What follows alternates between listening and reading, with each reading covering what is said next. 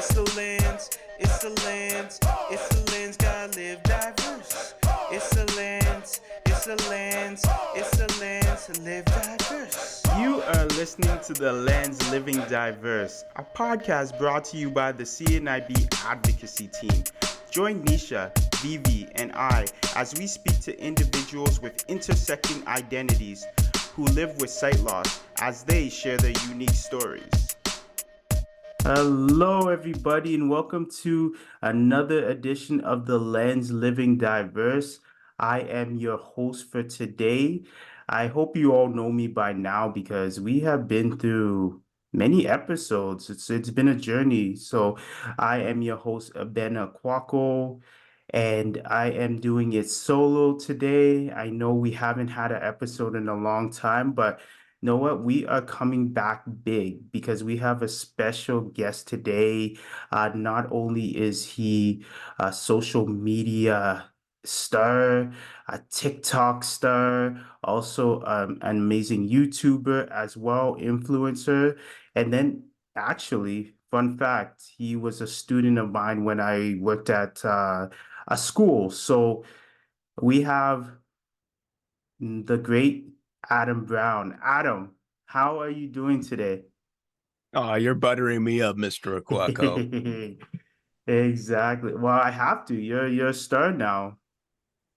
Why, thank you. Thank you. I appreciate it very much.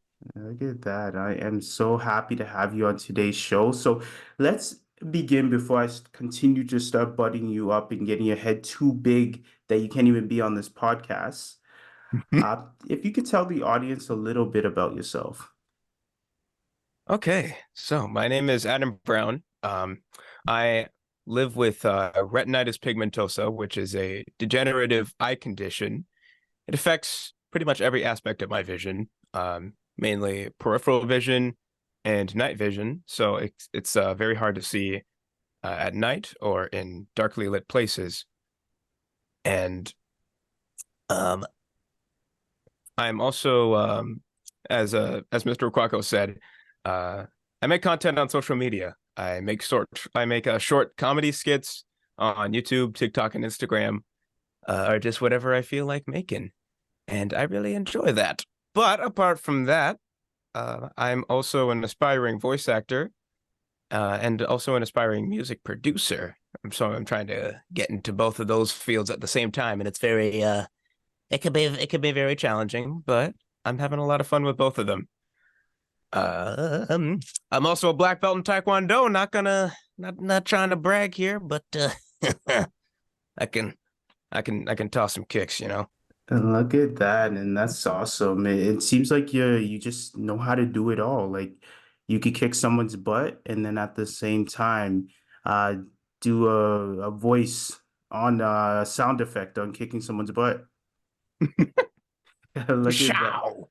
Look at that. And it's so awesome because you're a content creator, as you made mention, and then also the fact that you're very engaged in YouTube. As a content creator and someone who is connected with social media, you're also an individual who is a black male, young black male, doing all these big things. Yeah, social media, it can be like a slippery slope. You really have to have the right mindset to keep going with it for the long term.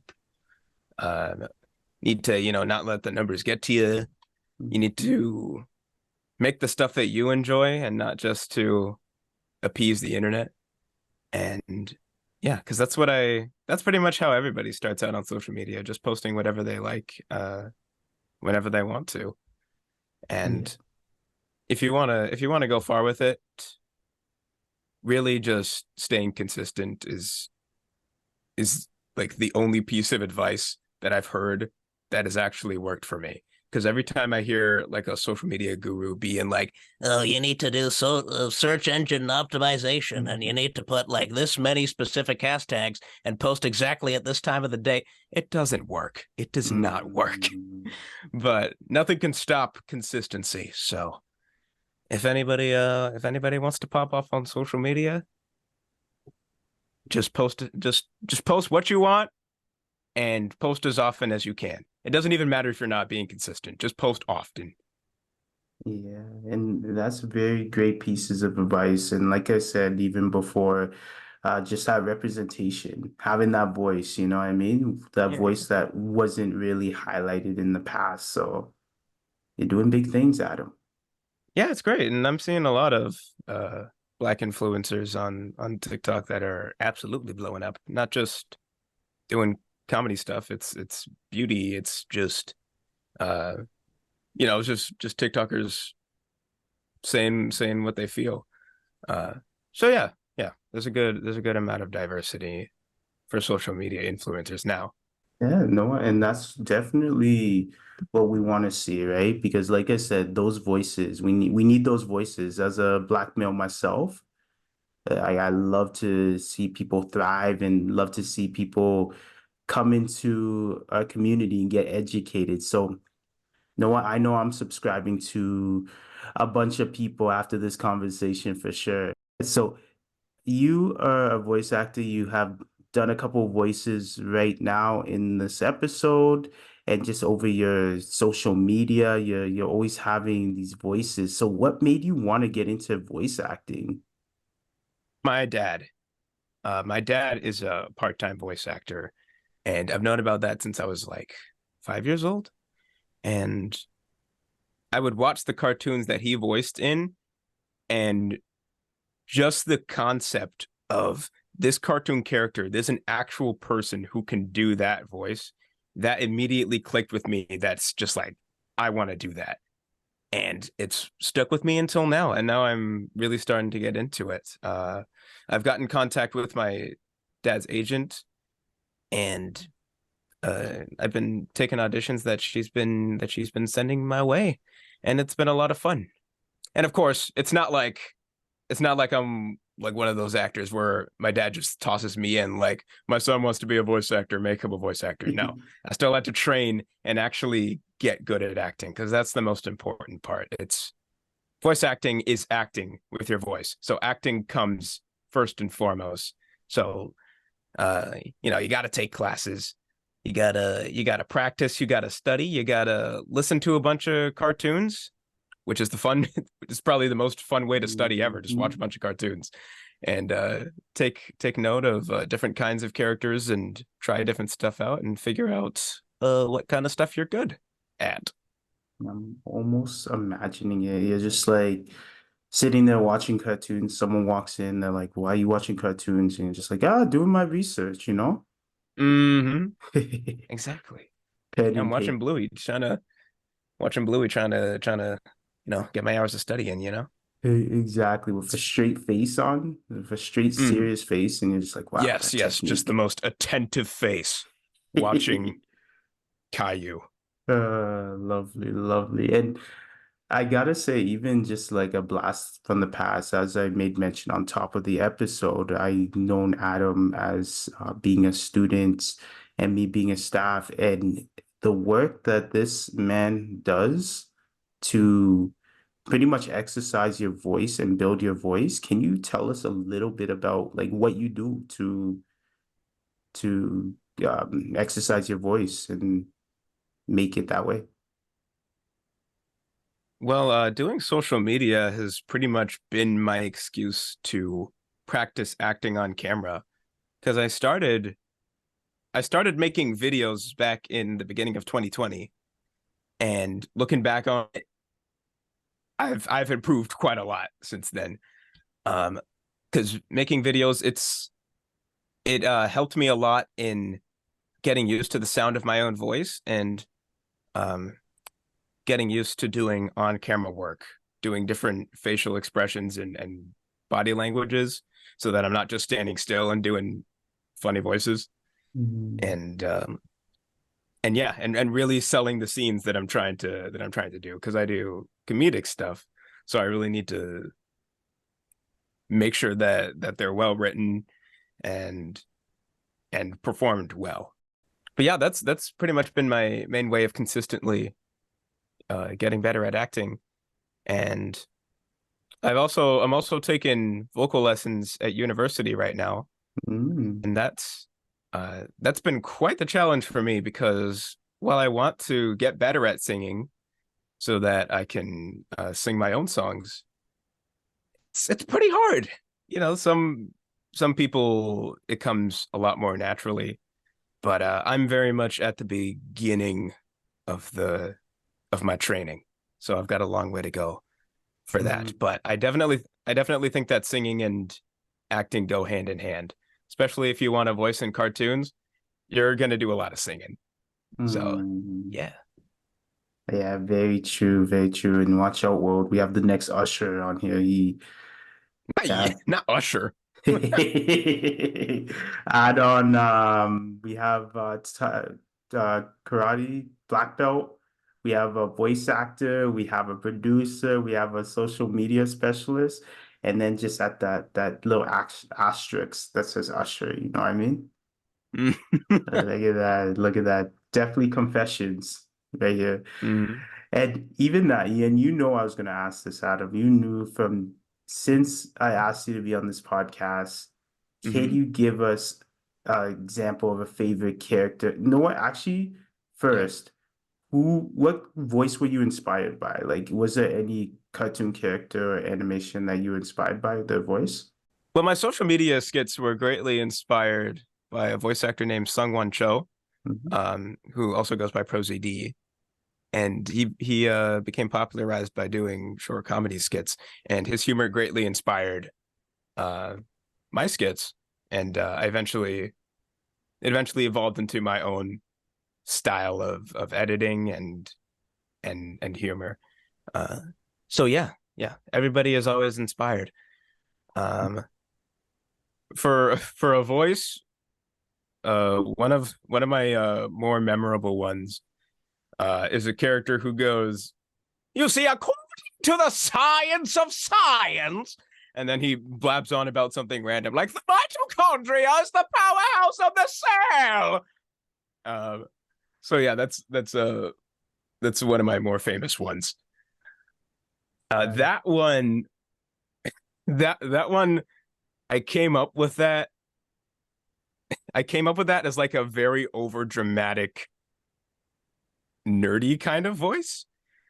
Um, and after I did it, a lot of the comments were saying like they were like comparing me to like who else?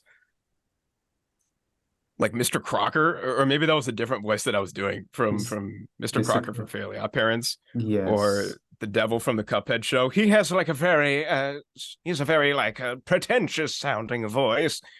So I kind of took that, but added a section to him.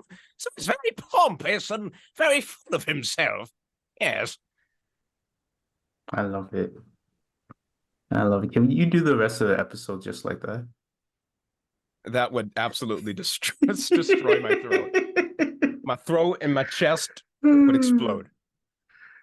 And is there any other characters? Like I don't want to give away your secrets or anything that you have under wraps, but is there No, you're any gonna spoil my entire backlog.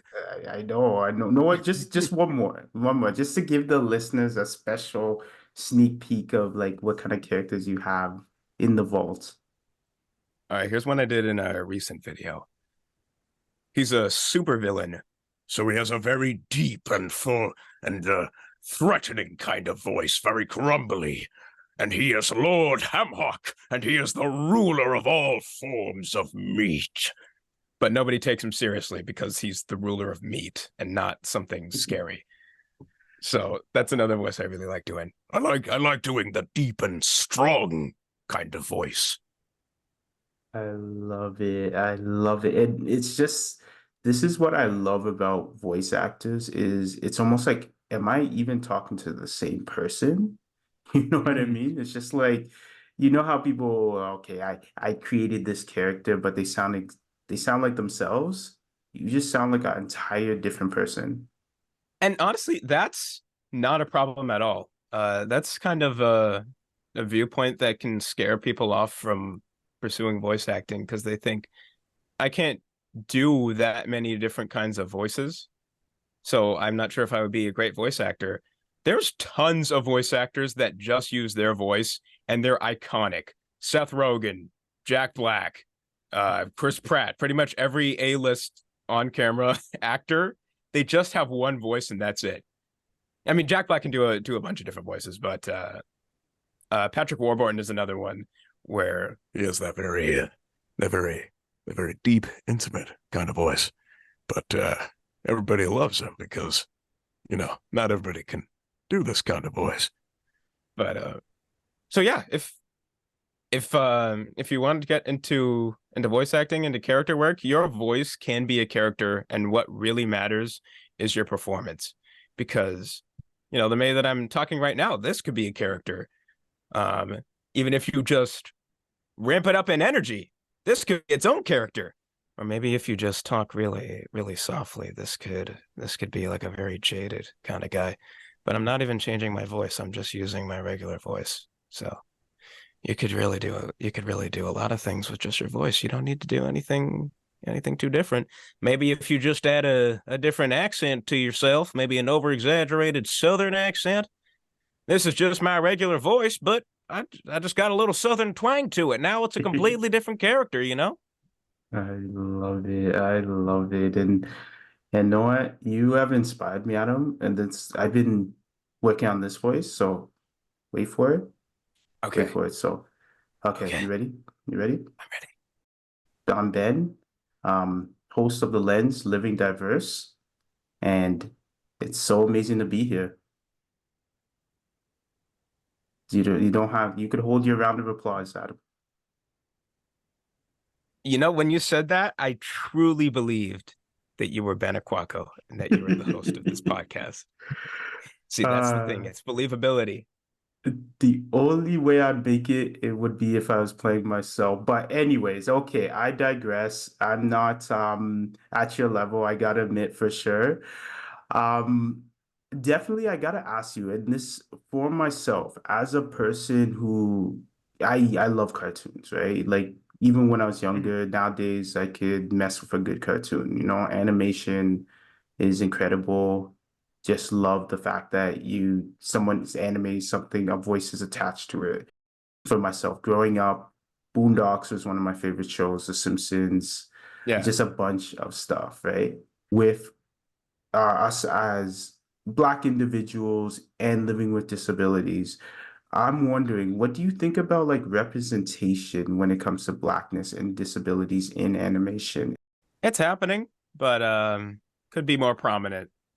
Um, like the only modern cartoon that I can think of that stars a black character would be Craig of the Creek. Mhm. And there might be more. But that's the only major one that I can think of that came out somewhat recently. There's a lot of cartoons where where there's like a prominent side character that's black, but not many where they star. Um, and something that I struggled with when I started doing more auditions was when a director wants you to voice a black character and they want the character to sound black. That does not mean that you do the stereotypical, "Hey, yo, man, what's going on, man? What you doing over there, man?" None of that. They don't want that. Just I just use my regular voice and my blackness will come out through my voice. So yeah, that's definitely something that I had to learn the hard way. Uh but yeah, I definitely think we could do with a lot more representation for black characters in animation. There it's definitely sprinkled it was definitely sprinkled throughout the 90s to early 2000s with like you said, the Boondocks and Virtual Static and Proud Family, stuff like that. But we need more. Even before your time, the PJs. I think it was something called TJ and Jamal. That was a Mm. pretty dope show for sure. And even the second part of that question. So, and this is almost where it seems like why intersect these two things, but even like blackness and disabilities. So here on one hand, we can name shows that had black characters, no problem. Mm. Here on another hand, we can name shows that have characters with disabilities. But why do you think it can't be a crossover of, okay, look at this blind character who's black, right? And celebrates both the intersectionalities. Yeah, this definitely goes into a problem that I have where the visually impaired community is very, very overlooked. And unfortunately, it's very quiet. Um, so it doesn't feel like there's as much of a push for representation for people with disabilities, especially visual disabilities, particularly in animation. There are some live action shows where the main character is blind. Um, but in animation, I don't see none of that. Uh, but there's some sprinkled in, like there might be a character in a wheelchair or something like that, or like a character with a hearing aid. But yeah, we the blind community definitely deserves more, not just more representation, but just more of an acknowledgement in society and accessibility. Because these are real people and they could be curing cancer and doing important stuff. So we gotta step up the equity here and give these people the accessibility that they need to go far. Because that's really all they need. It's just they need that little bit of a push to get on to the level that they need to to excel. I agree with you 100%. And I feel like it is key because you do have viewers who do fall under these demographics, right? There are people with low vision blindness who do watch cartoons as well Right, as right. racialized people, right? So Hmm. Yes, it, and more cartoons with described video. Yes. yeah, and actually, you brought up a whole can of worms. That actually, if you could speak about that a little bit more, how are cartoons and animations with description? Um, I'm usually pretty good with watching cartoons without them. But I definitely remember when I was a kid, there would always before a show would come on, there would always be that little voice that would go, "This program is provided with described video for the visually impaired." And I was always like, "Oh, thank you." But yeah, the it's not even just cartoons that need described video. It's online video, it's music videos, just anything visual. People are gonna need the descriptions if they're not able to see it. Definitely agree. And even I don't know how they're going to do this. I think they're kind of getting into this premise of sports. They're starting to get like descriptions Yeah, for sports as well. yeah, that'd be good. Yeah, but no, I hate it. Even award shows like when Chris Rock got slapped. I would have loved to have that descriptive video. You know what I mean? Oh boy. Oh boy. Will Smith walks on stage.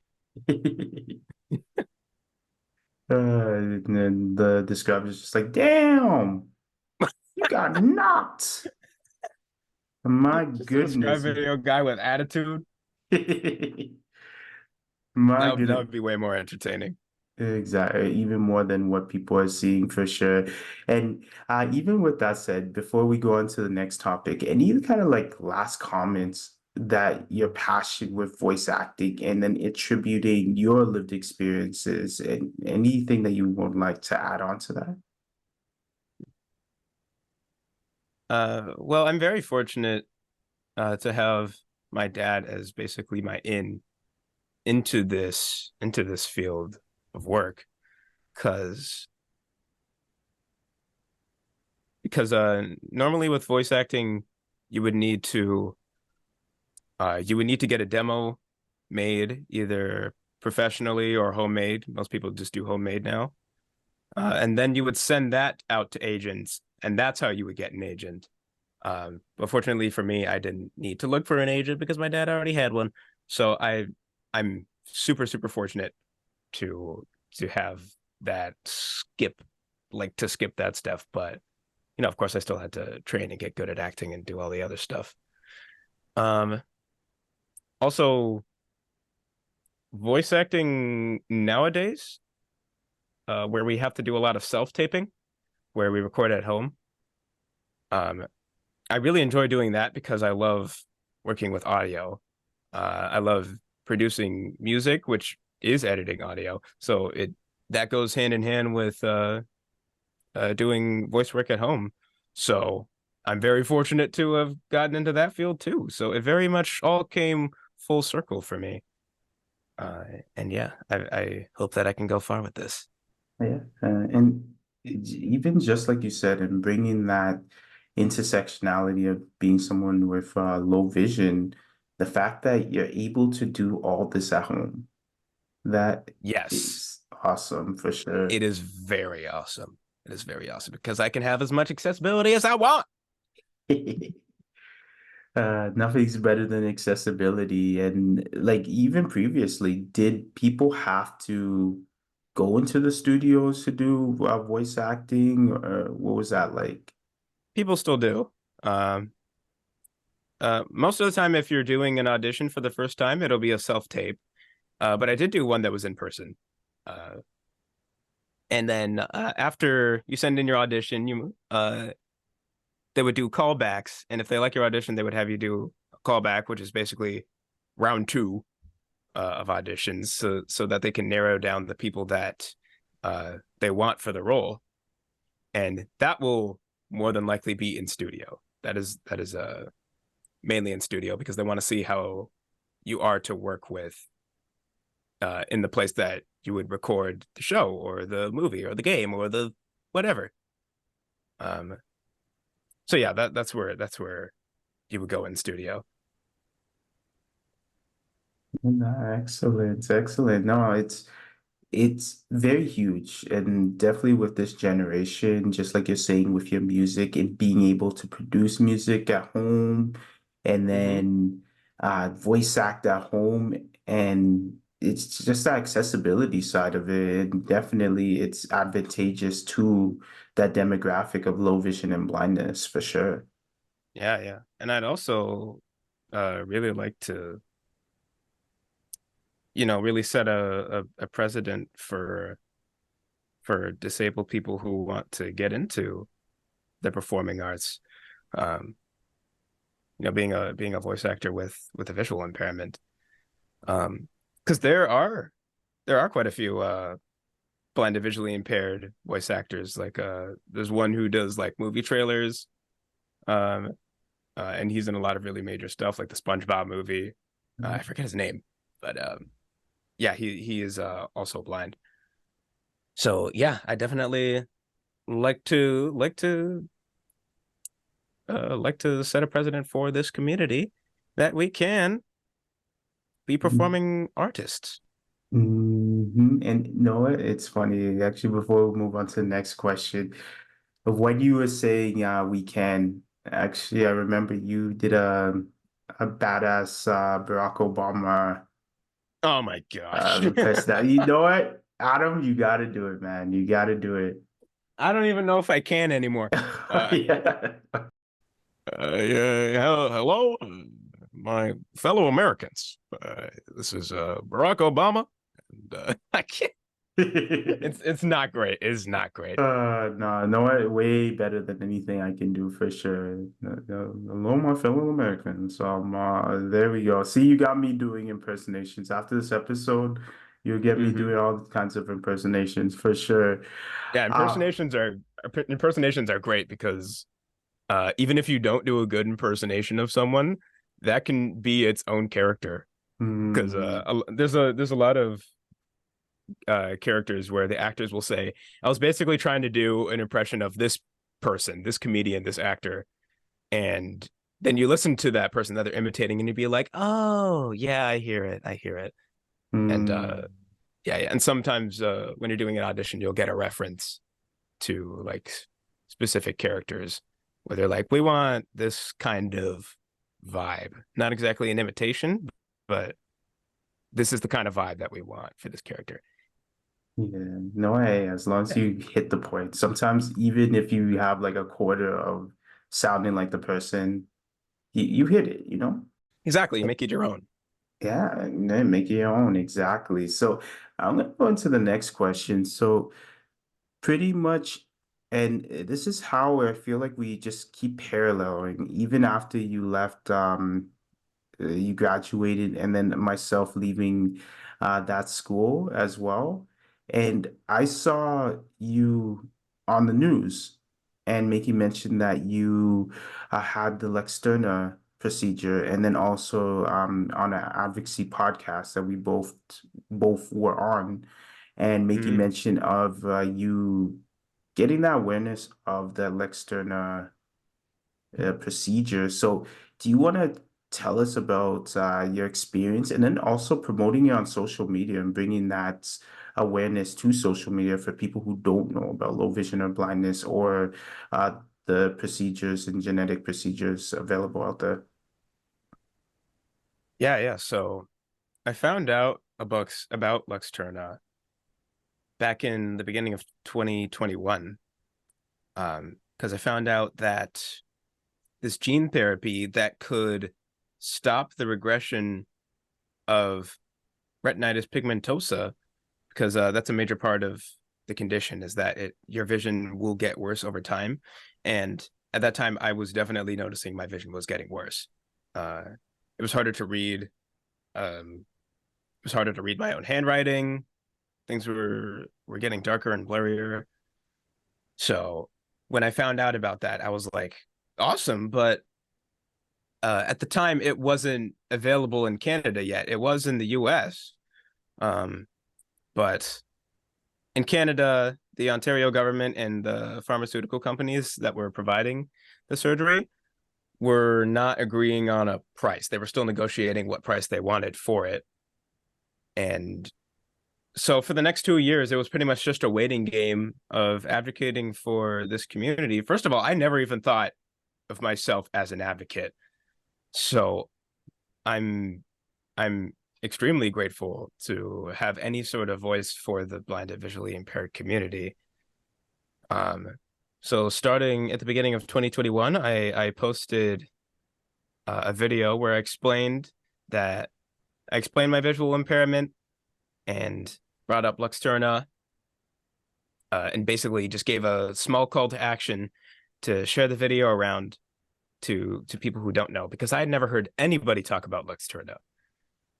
Um, so yeah, that video is pretty much the only reason why anybody knows me on social media right now, because that kickstarted my my rise to fame, in air quotes. It's not really fame, but my account is built off of the foundation that video set. And so so for the next 2 years, I worked with Fighting Blindness Canada with Novartis to spread more awareness for this community and for treatments for vision loss. And up until February of last year, where we found out that Luxturna was finally being made available in Canada. And I was extremely fortunate to be the first person in Ontario or the whole country. I can't even remember, but I was the first person to receive it under OHIP. Um, so yeah, that's I'm extremely grateful for that. And yeah, when I got the surgery in both eyes in March of last year, and it was a pretty typical procedure. Like, they lie you down in the bed and they put you to sleep, and then 6 hours later you wake up and it's over. Um, but the hardest part of that for me was definitely the recovery, because at the time I was nearing the end of my second semester in in university. So I had a lot of stuff to catch up on, but since I was recovering, my vision was not there. Because the Mm, way the recovery process works is after the surgery is done, the eye that's being tested on is super blurry. Like it's like if you look through tinted glass, mm, where it's super blurry and there's like this little bubble underneath your eye. And I was very limited for the first month or so of recovering.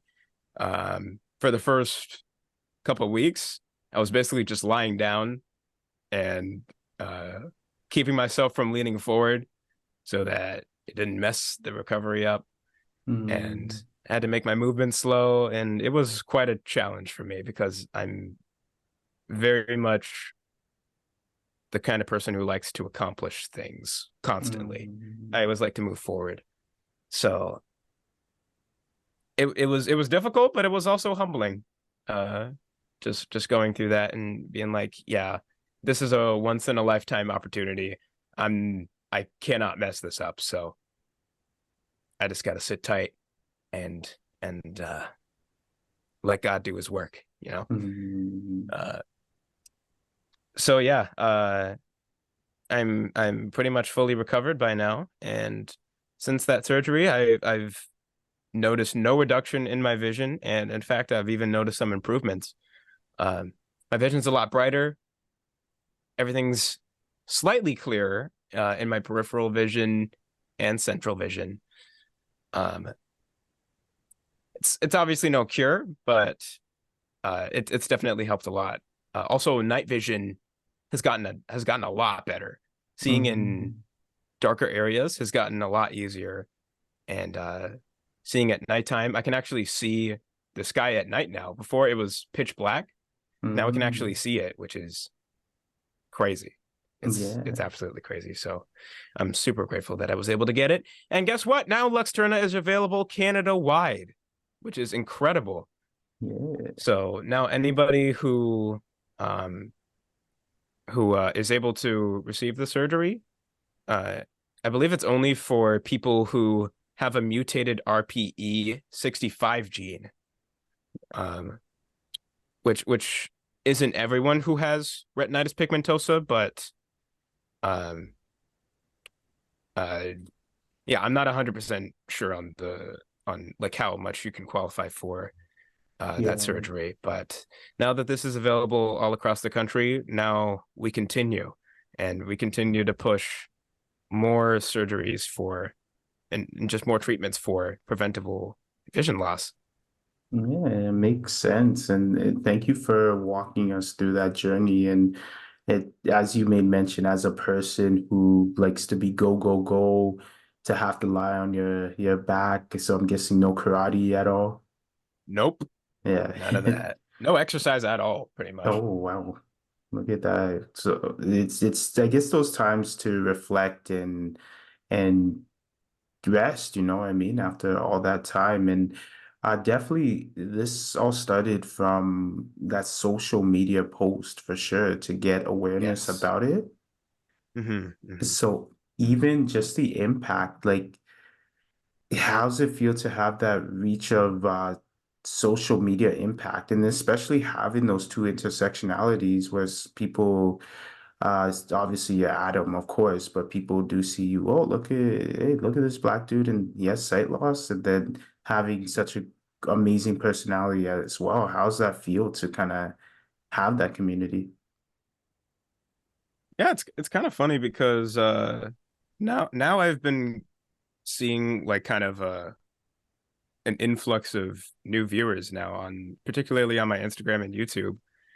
Um, and they don't know that I'm visually impaired yet, so I should I should probably bring that up.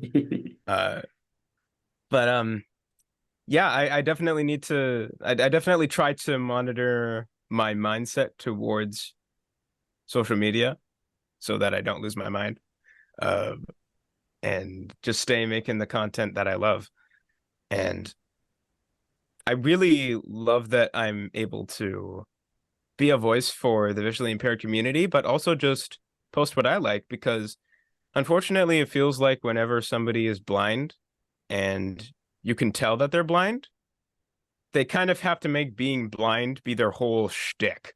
And Mm. so like their whole internet personality is just, I'm blind. I'm visually impaired. And this is how I handle my life as a visually impaired person. I don't feel like doing that. I just want to make my own stuff. And not everybody who is blind or who is disabled wants that to be their personality.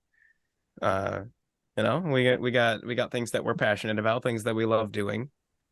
So being like my visual impairment is definitely a huge part of who I am. And I owe that to a lot of the things that I do today, like Taekwondo.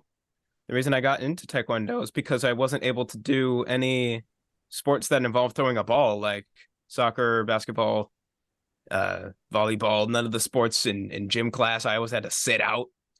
So Taekwondo was the sport that I did instead, which is a lot more close quarters and very much focusing on the individual athletes rather than working in teams. So uh, that as well. And also my passion for making music was kind of reinvigorated when I went to a school for the blind and I took the music program and I loved it. I loved doing chamber choir, loved doing barbershop, loved uh the songs that I was learning on piano and that's when I started learning theory and that's where I learned how to do music production, which I'm really trying to get into now. If not for my visual impairment, I would not have gone to that school and I never would have discovered these things that I enjoy doing so much now. So my visual impairment is a very, very important part of my life. And what may seem like a detriment to me, what may seem like only a detriment, has produced a lot of good in my life and in other people's lives as well, because I've been able to I've been able to be a voice for an underrepresented community that I wouldn't have been able to otherwise. Totally agree. Totally agree when you say that. And it's so key, the fact that you, just like you said, you're a voice for our underrepresented community. And I feel the same way. Like um for myself, like even seeing yourself, I think it's amazing because I think of young kids who live with low vision or blindness and young Black kids, and even ones that fall in between as well. So it's really good to see that face and be like, whoa, look at Mm. that. Like this guy's doing his thing, right? So even Adam, in a way, like just like the meat man you were talking about, this Yeah, the super guy, you're a hero, yeah, man. yeah. Thank you. I really appreciate it. Yeah, you're definitely a Just hero for sure. This is a wonderful episode. I really enjoy this episode because just seeing Adam grow from like a young man, shy kid, and uh, definitely you could be like, Mr. Quackle, shut up if you know I'm gonna start nah, rem tear me apart. if I'm gonna start reminiscing. But I still remember you. It was you were in grade 8. And I Mm. remember sitting at I believe we had a swimming pool, and you Yeah, were yeah. visiting the school, and you were so shy, and you were there to visit your sister. You were in grade 8, and I just remembered you being so shy. And then now I'm looking on social media, and I'm seeing this confident young man just doing his thing. And another story to add. I remember when we were doing, hey, how suitable is this? This is being recorded in February. I don't know when it's going to come out. Watch it come out Yeah. like in August. But I remember we were doing Black History Month and you were just running down all the Black inventors and just the development of you. Mm. I'm so proud of you. Thank you so much. Thank you. And at the time, uh, when I was in grade 8, I didn't really think that I was shy. I thought I was just gonna be in myself. But if I remember looking back at like old voice recordings that I did of myself, in WhatsApp back when I was like 14, and it's cringe. It's cringe. It's cringe listening to my old self again, and I'm almost like, this is how I talked. Who is Mhm. this child? But yeah, doing social media has definitely helped a lot with just confidence in my own voice and the way that I speak. And I'm still improving right now. I'm trying to, get better at singing, like I said before, and also get better at reading aloud. Because that's been a huge struggle for me, especially because of my visual impairment. Mm. So now I'm trying to get better at reading aloud without stuttering or pausing. And yeah. Constantly working at it for sure. And I love how you're getting into, as you made mention, you're getting into the musical aspect of it as well. Uh, Even just with music wise, like any inspirations that you had, and what's your style of music? Hmm. Well, I haven't released anything quite yet, but I really like making. I make pop music, but I like to have it be more funk inspired. So I've been Mm, listening to a lot of Stevie Wonder and Earth, Wind and Fire, uh, mhm, and doing their kind of stuff. Uh, that's the very like in the pocket kind of rhythm, like the very tight rhythm, the uh mm, that kind of stuff, and working with different rhythms, and also trying to keeping the songs catchy, but also slightly unconventional, like sneaking in little things that you wouldn't expect that make you go, oh, ooh, I like that. I was not expecting that, but I like it. So that's what I'm trying to do. And yeah, I'm getting close to finishing a song that I'm working on right now. And I'm uh very much banking on releasing that in the next couple of months. And I'm very terrified because the music industry is terrifying to me. It's very it seems very luck based, but there's also a lot of marketing that goes into it. And I'm very unsure of the kind of marketing that I think would fit me personally. Because the marketing that most independent artists do right now on TikTok and Instagram, it's not the kind of stuff that I like to make or feel comfortable making. And I know that I don't always need to make a masterpiece whenever I make a video, but whenever I try to make a video to show a song that I'm working on, it genuinely does not feel right to me. And mm, I don't enjoy making the video, and I don't enjoy watching it back. So I'm still trying to find a niche for myself as a musician, because it's not that I don't want to do what everybody else is doing, but I just want to find something that I enjoy doing, because the skits, mm. I always felt good about doing skits. Even when I was starting out back in 2021 and I didn't even know what TikTok even really was, and I was just making videos for fun, I was having fun doing that. So I want music to be anywhere close to the same, because right now I don't like it. Yeah, and it's so interesting because you're in a field or you're veering to get into the field that's just so go, go, go, and so, Yes. and I don't want to say shallow. I'm not going to say shallow because I know it's starting to change and they're starting to want representation, but a field that's just so, we're just going to take you because dot, dot, dot, right? Mm-hmm. Like, how do you feel like getting into that field? And I'm guessing that you're looking to bring that representation, you're looking to bring a little bit of depth into that field, or do you just want to get into it and you kind of just don't care?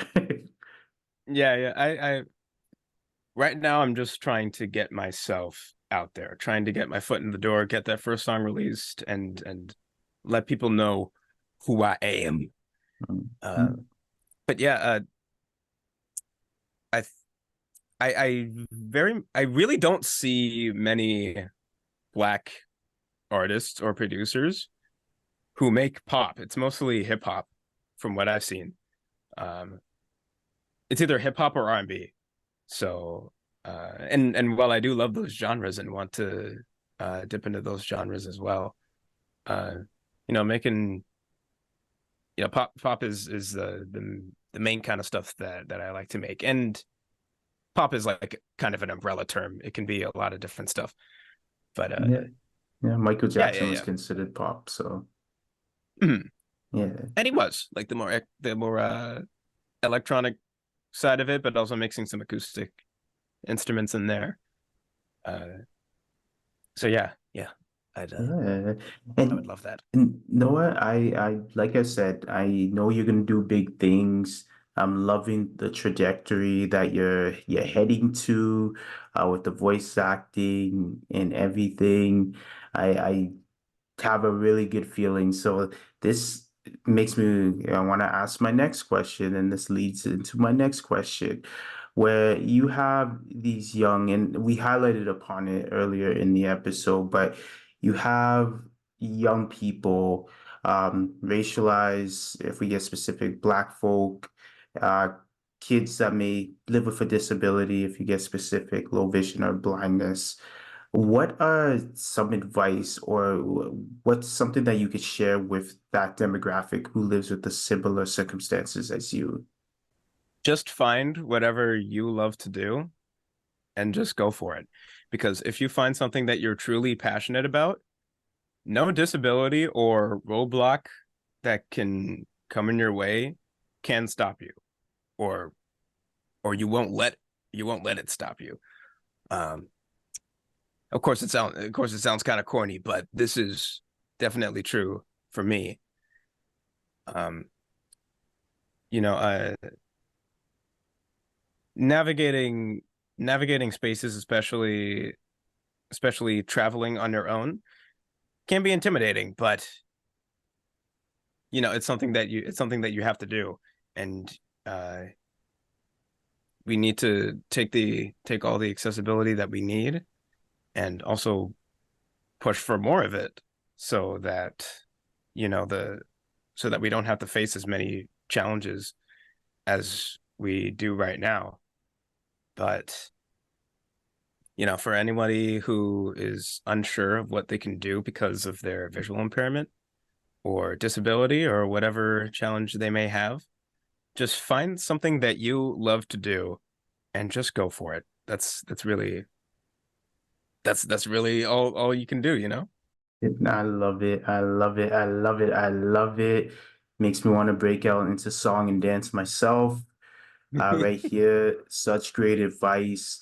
And we are creeping up to the end of the show. I tell the listeners all the time, I hate this part of the show because Okay. honestly, Mr. Adam Brown, I could speak to you all day. Before I let you go, Adam, where can everybody find you? Like, let us know your social media handles. All right. You can find me on YouTube as AdanTFM, and on TikTok and Instagram, you can find me as Adam.TFM. So yeah, I gotta ask you, what does the TFM stand for? it stands for the first man. It's a reference to the Bible. Yes, I love it. I love Yes. it. And then last but not least, can you give us one last impression before we head out on the show? Give the listeners what they want, aka just give me what I want. Oh boy. What's another one? Uh, Another fun one is the nerd kind of voice, like the Ah, I don't like this. This is not what I ordered. stuff like that. Uh, Another one that I like doing is just like the super like super bored guy that's just like, dude, that's not how this works, dude. Like this isn't no. The guy's just super fed up with everything, and that's another point that I made, that you can just use your own voice, because that voice is just me, but just super deadpan. Wonderful. I love it, Adam. Thank you so much. Ending off, hopefully, the audience doesn't attribute the super board voice to the lens. So once again, I want to thank Adam Brown for coming on the Lens Living Diverse. Before we let you go, I just want to thank everybody for listening to the Lens Living Diverse. If you like today's wonderful episode, you could watch previous episodes on any of the podcast platforms that you subscribe to. That includes Spotify, SoundClick, Apple Music, also just anything, YouTube as well. And then also, if you have any ideas or any suggestions, you could email advocacy@cnib.ca. Once again, email advocacy@cnib.ca. Thank you for listening to the Lens Living Diverse. And before we let you go, I'm going to throw it to Adam for one last voice impersonation. I'm Ben. This is the Lens Living Diverse. Peace.